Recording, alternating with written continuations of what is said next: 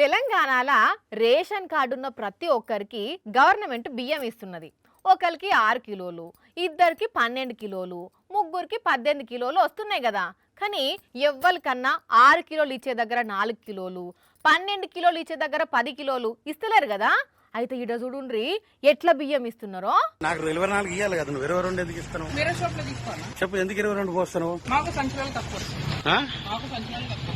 ఇన్నారుల dealer దబాయింపు ఎట్లున్నదో 24 కిలోలు ఇచ్చే దగ్గర 22 కిలోలే ఇస్తున్నావు ఏంది అంటే గట్లనే ఇస్తా, తీసుకుంటే తీసుకో లేకుంటే లేదు, నాకు కూడా 2 కిలోలు తక్కువనే వస్తున్నాయి, నేను గవర్నమెంట్ని అడుగుతున్నానా, ఇంకెక్కువ మాట్లాడితే పక్క షాపు ఓ అంటున్నాడు. గదంతా నాకేం సంబంధం లేదు, నా కారట్లున్నట్టు నా బియ్యం నాకు ఇయ్యి అంటే చూడండి ఇంకెట్లా మాట్లాడిండో. 24 కిలోలు నాకు ఇవ్వమని చెప్పి కార్డు ఇచ్చున్నది, నువ్వు 22 ఇస్తాను ఇచ్చేసి ఎట్లా చెప్తావు? గవర్నమెంట్ అది నాకు కూడా గవర్నమెంట్ నాకు సంబంధం లేదు, అది నువ్వు చూసుకో.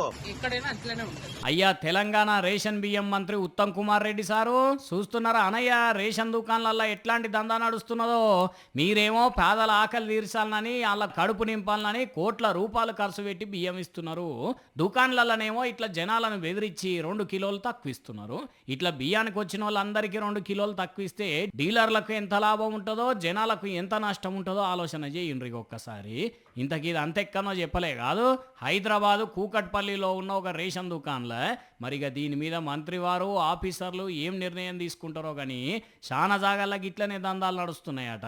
జర నజర్ పెట్టి చర్యలు తీసుకోండి సార్లు, లేకుంటే వీళ్ళని ఇట్లనే ఇడిచిపెడితే 6 కిలోలు ఇచ్చే దగ్గర 2 కిలోలు ఇచ్చి ఇంతే సంగతులు అంటారు. అంటే ఇంకా జనాలు ఇబ్బంది పడితే తిరిగి తిరిగి సూటి మీకే వస్తుంది, మళ్ళా చూసుకోండి జరా.